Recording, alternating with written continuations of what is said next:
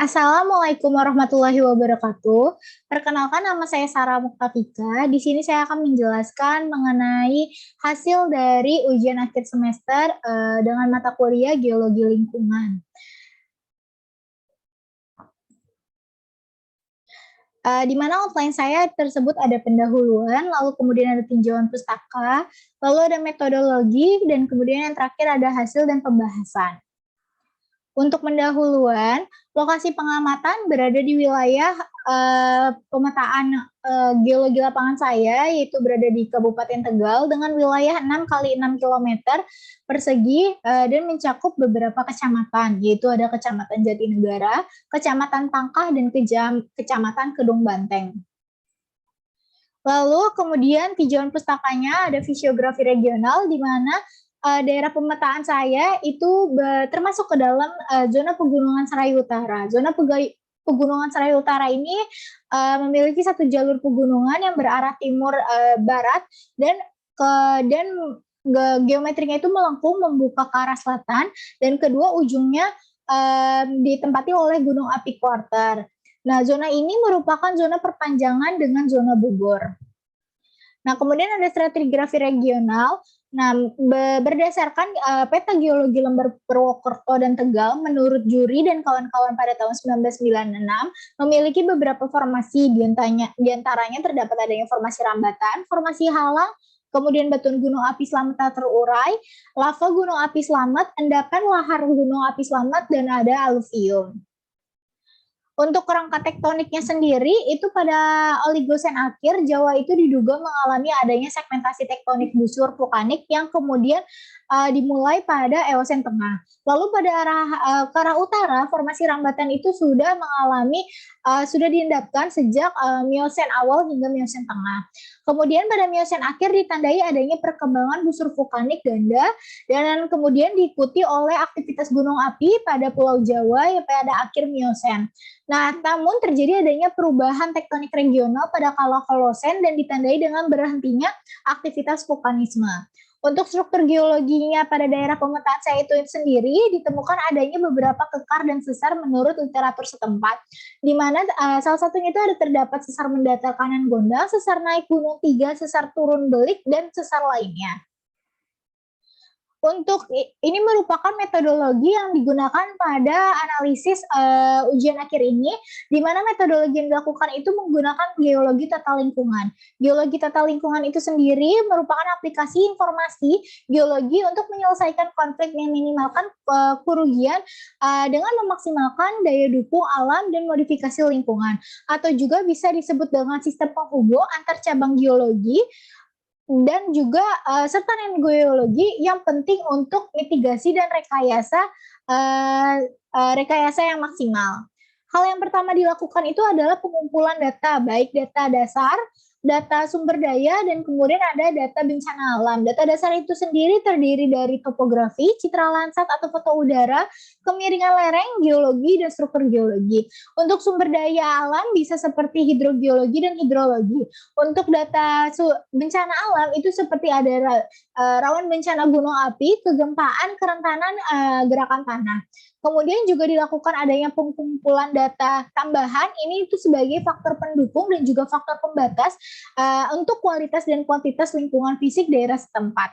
Lalu kemudian dilakukan analisis dengan menggunakan aplikasi ArcGIS, menggunakan overlay dan juga reklasifikasi berdasarkan modul yang telah didapat modul untuk UAS ini. Kemudian sehingga diharapkan menghasilkan produk geologi lingkungan seperti peta high-rise building, peta mid-rise, low-rise building, serta peta waste disposal, dan juga peta natural conservation, peta kemiringan lereng, dan peta geologi regional setempat. Nah, ini merupakan klasifikasi dari modul yang telah didapatkan, di mana berdasarkan beda-beda kategori itu memiliki juga beda-beda parameternya setempat. Seperti pada untuk high-rise building, ketika untuk pembangunan gedung yang tinggi itu memiliki parameter slope, elevation, distance to fault, dan litologi yang berbeda dengan pembangunan untuk mid-rise building kategori. Hal yang sama juga dilihat ketika pembangunan low-rise building dan juga waste disposal building. Dan kemudian juga hal yang sama juga dilakukan pada natural conservation yang memiliki kategori yang berbeda. Namun pada natural conservation hanya diperlukan data elevation dan slope untuk mengetahui daerah mana yang cocok untuk natural conservation. Nah, ini adalah merupakan hasil dan pembahasan di mana diawali untuk pembangunan high-rise building kategori. Nah, dalam pembuatan gunung tinggi, menurut klasifikasi itu dianjurkan dengan nilai 4 dengan ketinggiannya itu kurang dari 1.540 mdpl yang berada pada wilayah utara. Kemudian, untuk peta slope-nya itu diketahui nilai yang paling bagus itu merupakan nilai yang paling tinggi juga untuk pembangunan gedung tinggi, yaitu yang berkisar kurang dari 2 derajat. Selanjutnya juga itu pembuatan gedung tinggi itu diharapkan itu terhadap jarak dan sesar itu direkomendasikannya itu berada pada nilai 4, di mana nilai 4-nya ini mendominasi wilayah pemetaan ini dengan kategori lebih dari 160 meter dengan sesar setempat. Kemudian berdasarkan klasifikasi juga bahwa pada daerah potensial kategori surficial geologi ini direkomendasikannya itu juga pada nilai tertinggi yaitu nilai 4, di mana pada nilai 4 ini juga mendominasi wilayah daerah pemetaan, di mana nilai 4 ini merupakan formasi tersier, yaitu adanya formasi rambatan dan juga formasi halang yang didominasi oleh litologi berupa batu pasir karbonatan. Selanjutnya, ini merupakan gabungan dari beberapa peta sebelumnya untuk elevasi, slope, distance to fall, dan juga superficial geology, di mana diketahui bahwa daerah yang sangat cocok atau direkomendasikan untuk pembangunan gedung yang tinggi itu berada di angka yang paling tinggi, yaitu angka 5 yang menyebar dari barat daya hingga ke utara. Kemudian ada mid-rise building kategori, di mana untuk pembangunan gedung yang rendah ini menurut klasifikasi itu juga dengan nilai yang paling tinggi yaitu nilai 4, yaitu berada pada wilayah utara. Kemudian juga untuk peta slope-nya ini juga itu dengan nilai yang paling tinggi yaitu nilai 4 yang ada di wilayah utara dengan kemiringan lerengnya itu kurang dari 5 derajat. Dan hal yang sama juga dilihat dari peta litologi, di mana sama seperti pembangunan gedung tinggi, bahwa ketika pembangunan gedung yang menengah ini juga bagusnya itu ketika untuk formasi tersier, yaitu berada pada formasi rambatan dan halang, dengan dominasi litologinya itu berupa batu pasir karbonatan. Nah, kemudian ini merupakan distance to fault, di mana wilayah yang cocok untuk dijadikan pembuatan gedung menengah ini juga wilayah yang memiliki jaraknya itu dengan nilai yang paling tinggi 4, yaitu dengan jaraknya itu lebih dari 120 meter dengan sesar setempat. Nah, ini merupakan peta gabungan dari beberapa data sebelumnya, di mana yang paling bagus itu yang direkomendasikan itu juga nilai yang paling tinggi, yaitu nilai 5, yang berada pada wilayah utara bagian daerah pemetaan.